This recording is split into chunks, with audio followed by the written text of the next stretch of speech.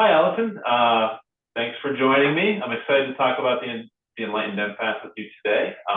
Why don't we start? We're just going to dive in. And why don't we start with you telling us a little bit about yourself? Okay. I have been a therapist for over 30 years, but the reality is that I've probably been a little social worker from the time I was just a little girl. I have always been that person, that kid who people told their problems to, or people came to me to talk about ideas that they had, rooting for the underdog, that tender-hearted kid, whether it was animals in the neighborhood, boys in the neighborhood, kids, like it just didn't matter. Like I was always that person. So I knew from the time I was very, very little that this was the work I was going to do. I didn't know necessarily the path I was going to take, but I felt it from the time I was little, and I think my mom has told me that she also knew it because she could just sense it from me. Great. And so, how did you officially get started in your career in doing Oh, this work? so professionally, there's I could tell lots of stories about that, but really in this very specific industry, I once I started, I really struggled deeply in school. Like I just didn't get it, and math and science, like those were all just I just never got it. But man, I got into college and started taking like social work and started to understand like the ways of the world and different types of things. And I was like, it's like a light bulb came on. And once I was in my lane, I just did very, very well and understood. So both from the undergrad to the graduate, social work just became my language, my life, my people. And I just knew that I was right at home in that field. And so, how did you first even come across the social work field? Did somebody, was there somebody you're like pushing you that direction, or you just sort of stumbled into I think if anything, my dad was the one dissuading me. I mean, he was like, "You don't want to do all that. Like that's too it? hard. That's too." And he is kind of right with it. Yeah. It can be very heavy, deep, hard work, but it's necessary work. And we as humans need one another. And so I think it was very divine guidance. I don't know. I think probably I just heard the word and then started to take some of the classes, and probably I have an advisor somewhere back at my college that I needed to thank. But even in high school, I took like a psychology class, and I was like, this is kind of interesting. Like I get this type of language. And so just weeding my way through, I knew that social work was a very broad scope. It was one that would really allow me to touch people in many different aspects. I worked in residential settings, I worked in schools, I've worked for a psychiatrist, all these different kinds of agencies that I've done. And I just, over the years, wound my way into private practice. And just then I could absolutely be at home in my own place and in my own way. Yeah. And eventually your work moved into coaching as well, correct? So maybe you could talk a little bit how about that evolution, or how those two work in conjunction with one Yeah. They're absolutely beautifully parallel. There was a season of my own life where it was just heavy and it was very, very hard. And I felt it, so I felt other people's weight in the world and their struggles and suffering. And I was going into the office helping them, and I was at home dealing with my own. Probably very much the same thing, very divine guidance. Something happened, and someone else I knew introduced me to the idea of coaching. And I took this class and I was introduced. And I was like, I'm in. I don't care what, I don't care. Like I am totally in. And it was such a beautiful transition to move very slowly away from, I did a lot of trauma work, abuse, domestic violence, adoption, foster care, like deep, deep, heavy work, attachment. And then over the course of time began to kind of lighten that load and move more into coaching, where it allows people to certainly identify what it is that's kind of hard or not working in the world, but very specific clear steps about how to move forward and just how to get to the place where they want to be. And so now I get the best of both worlds. I still very much have my hands in the therapeutic realm and can easily switch then into the coaching. So beautiful, beautiful package. other. And over the years, working with all the variety of different clients and individuals, what common themes do you find in your practice, and what are most people? What do you think or find that most people are dealing with? At the end of the day, I truly believe that most people simply want to feel heard. They don't have to be right. They don't have to tell them what to do. People don't want to be told what to do, right? They don't want to be told when to do it or how to do it. People want to feel understood, that you're sitting with someone who just simply gets it. And that is something that people have said to me. They're like, you just get it. I'm like, yeah, I do. I can understand where people are coming from. You and I were chatting earlier, and I said, we just show up in a world that's just like, hi, and we do all of these things. And social media promotes this level of how we're expected to show up in society. And I get the gift of seeing behind everyone's curtain and just being able to understand the inner workings. We're all scared. We're all uncertain. We're all like, we're just all so much incredibly alike. We have different ways of masking it and showing up.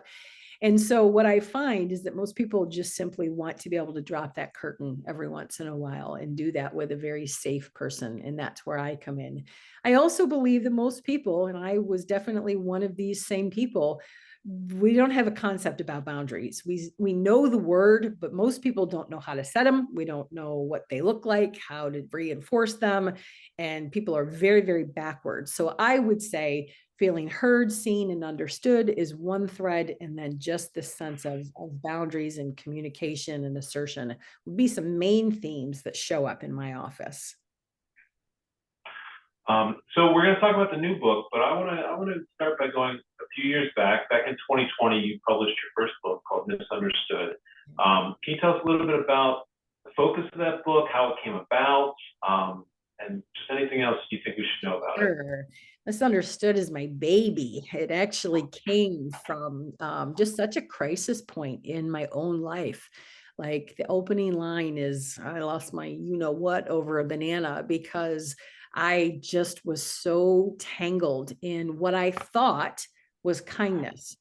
I thought that if I subscribe to the rules of the road, I'm nice, you should be nice. I do this, you should do that. Like I just thought that it was maybe more of a tit for tat type of world and that people should be behaving a certain way. And I conducted myself in ways thinking that people would cooperate with what I thought was the way that the world worked.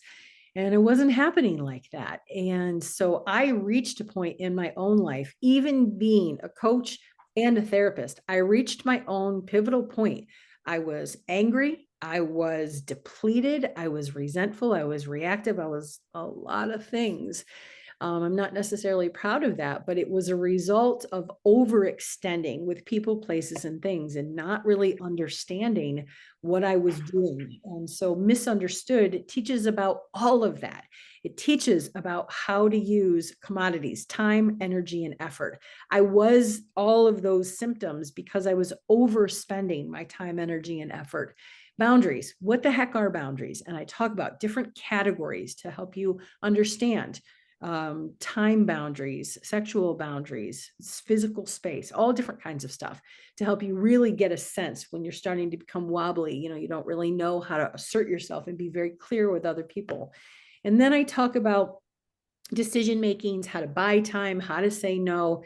And then the gem of Misunderstood is that SOS toolbox, the 10 tools: self-awareness, self-compassion, self-defining, self-respect, responsibility, like all these different components about how you're conducting yourself in the world and how to use these tools to really navigate your relationships, your boundaries, your conversations, so that you can be much more happy and effective and all of that kind of stuff. So Misunderstood was really kind of the foundational work of me kind of plugging along in my own misery, not really knowing what to do. Having read probably every self-help book under the sun, I still didn't know what to do. And so Misunderstood was my navigational path. And then I would write about it, and then I would teach about it a little bit more. And then I would come back and try something else and teach about that. And so, yeah, it was just all these building blocks that eventually came into the book of Misunderstood.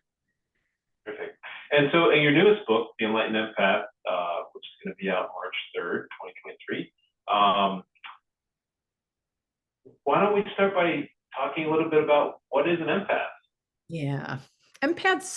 They talk about being my people. Like empaths are, I can just almost, I just know it. Like when I'm in the company of an empath, we are the people who feel all the feels of the world. emotions, energy, all of it. Like we can just sense and detect different things that are happening. Words don't even need to be spoken. And oftentimes empaths can feel whether it's yours or that person's or their own or mine. Like it just, empaths just have these spidey senses about what they can detect and sense in the world. It's an amazing gift, but if you don't know how to use it, protect it, and regulate it, it can actually be incredibly plaguing for an empath because they can detect different types of things. Not only do they sense it, but they run the risk of actually absorbing it. If they are witnessing someone be in pain, it's as though that is happening to them. And so it's beyond the feeling of empathy and compassion. It's like they take it on and they run the risk of things like codependency or addiction and different types of things because they don't know what's happening. And I said that one of the classic empath questions is, what's wrong with me, right? Empaths experience the world in ways unlike someone else might.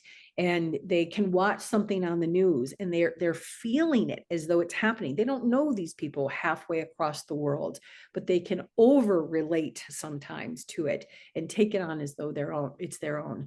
And so empaths are the ones who can sense emotion and energy of environment, people, places, things, and they have really particular ways that they can be very affected by things like lighting and sound, noises, somebody's in a bad mood, like different types of things. And if you don't know what it is that's happening, and again, how to regulate your experience in the world and how to move energy, that's where I come in, is being able to like help people understand, yes, I am an empath. Now here's all the things you can do about it.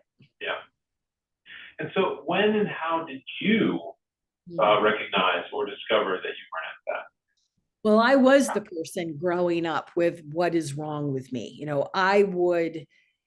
Life was hard before I knew, because I just had such deep compassion for people that it was very challenging. So I was the person who grew up with what is wrong with me.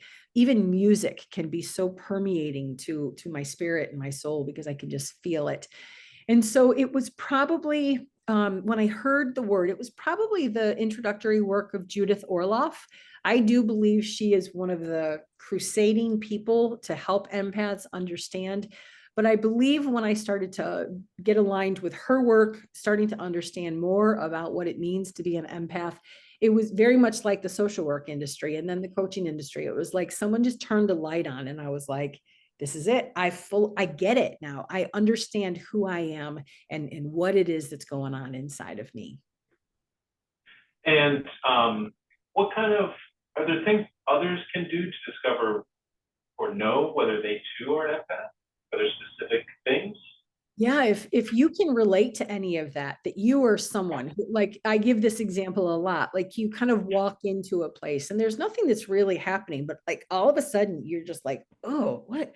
It's weird in here. Like I can't even understand like what's happening. Are they fighting? Like you just kind of know things. You also maybe have spidey senses that can detect. A lot of times we meet people and we like instantly are very drawn to them. We just are like, or the opposite can be true. Like, anyway, I don't even want to sit near that person, right? We can kind of sense and detect about different types of people. That might be something. If you do have those deep levels of compassion and understanding, empaths often have a deep sense of intuition. It's like a knowing beyond knowing how they know. It's just a sense that they get that, like, I need to do this or I need to stay away from that. I've got to go here. And then it might be true for you too. Like you might kind of know something for another person. So deep emotions, being able to sense and detect things. Maybe people really lean into you a lot. They're telling you life stories and relating all their problems to you and that kind of stuff. But also maybe that deep intuition and insight that you have. Those are some main cues of an empath. I've noticed a trend going through the book. The book is called The Enlighted Empath, which is that double E. And then also in the book itself, every chapter, I mean, there's this theme of E running throughout the book. What's the significance of that? Can you talk about that a little bit? I love this. So I broke this out. I want to show this to you because this is how this is another part about being an empath. I really believe that the more empathic work I do, the more aligned I am with different types of, I feel like they're just spiritual downloads sometimes. And this work is a perfect example of that. I'm going to show this to you and hopefully you can see it okay. This is a lot of what I do, of how I create some of the things. Something comes to my head and I just know it needs to go down on paper.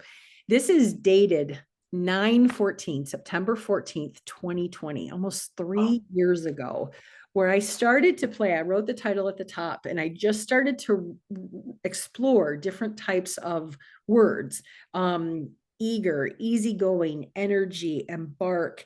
And then as I would write down some of the words, some of them felt more like, oh, wait a minute, hold on, there's something that, and then I would write that word on the, and then I would start to write different types of things. So the words right at the top of this writing are educated, equipped, empowered, environment. These are all things I write about in the book. And so I would take these and then just expand.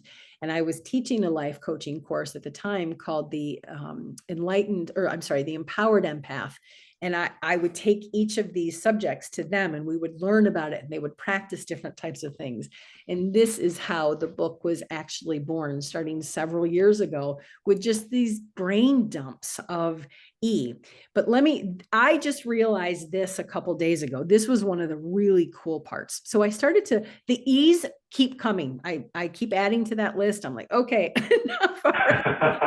surely by now I've explored every single E word. So I did a little bit of homework and I'm like, what's the spiritual meaning of the letter E? Check this out.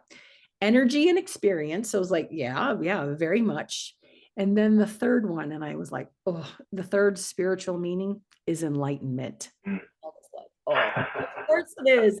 And so then another part of it is, what does it stand for? Like, what does it mean? Expansion and exploration. And the third one was empathy.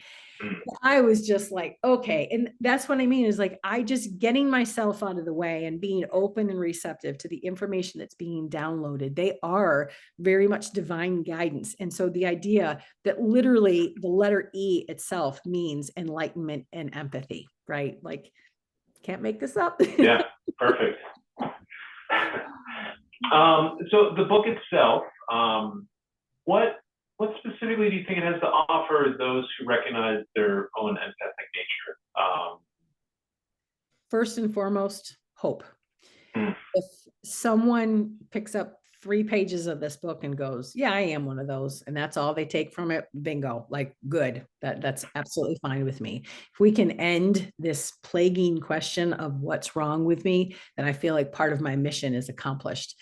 So hope would be one thing. If you actually read through the entire book and you gain your tools, tips, and techniques, and you now understand that you can go out into the world differently, that's like a gazillion win for me, and definitely for the reader. My hope is that people come away with this deep level of understanding of themselves, but also appreciation. Our world needs empaths.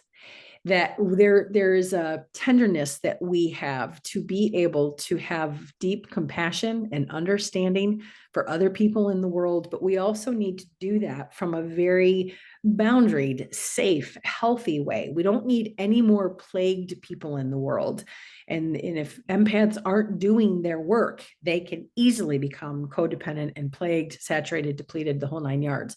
My hope for this book is that you now know what it is you're dealing with, and you have an entire resource. Every single chapter goes into not only information, but different tools to be able to use. The embodiment chapter is all about utilizing your entire body to process emotion and energy, understanding your environment. That's another one of the E chapters.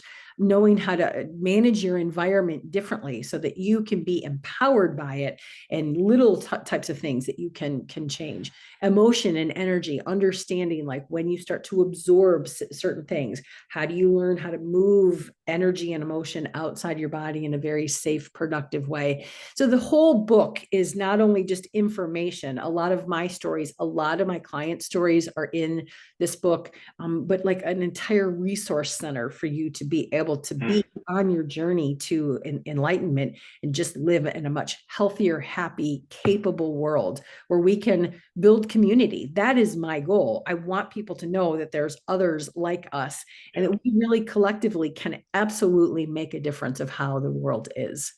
Yeah, that's powerful. I love it. So how do the two books, specifically Misunderstood and the Enlightened Empath, how do they support one another? Do you recommend people use them in tandem, separate? How do you see them fitting together?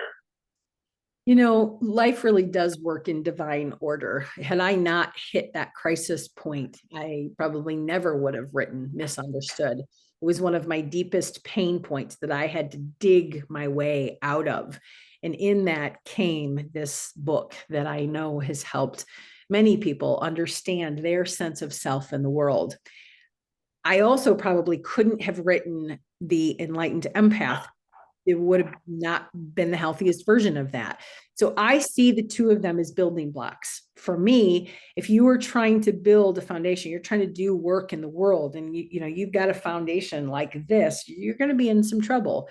Misunderstood comes in to tighten up and firm up that foundation so that the work you need to do in the enlightenment, that you can actually have a solid sense of self. You know how to set boundaries, have hard conversations, make decisions for yourself, define what success and happiness and love all need to look like so that you can then go out into the world and be all of that. That's what enlightenment is all about. So the two actually work and support. Now, someone might find that they are not empathically wired. Totally fine. You can benefit from all of the work done and Misunderstood. You might find that you know how to do boundaries and you can have those conversations and you do have some natural sense of self and you can go do the enlightenment work. That's absolutely fine. But the two together, I think, just naturally bookend and support each other in just helping people go out and be into the world. And then ultimately, what are your hopes for the book, The Enlightened Empath, as it enters the world here in just under a month? What are you hoping it does? Yeah. Build community and inspire hope, that people will have a deeper understanding of who they are and how they can actually navigate the world so that we can be on the front end of empathy and compassion to support one another, to have this dropped curtain. We don't need any more fillers or followers, or we just don't need any more of that. We need authenticity and connection and safety, and I believe that these books can really just help people drop the facade and know how to relate heart to heart connection and just building all of that community. So that's my hope, is that it inspires hope and connection for other people and honor them with their deeper wiring of who they really are. Okay. Yeah. Anything else? Any parting words for the folks watching? Yeah, you don't have to do this work alone. If you know people who are wired like this, start reading it, start joining, start talking to each other, supporting. And if you don't know, or if you have questions about this, be in touch with me. That is what I'm here for. This is absolutely my life's mission and purpose. And so people can reach me on my website, AllysonBlythe.com. If you want to call me on my old-fashioned landline, don't text me because I won't get it.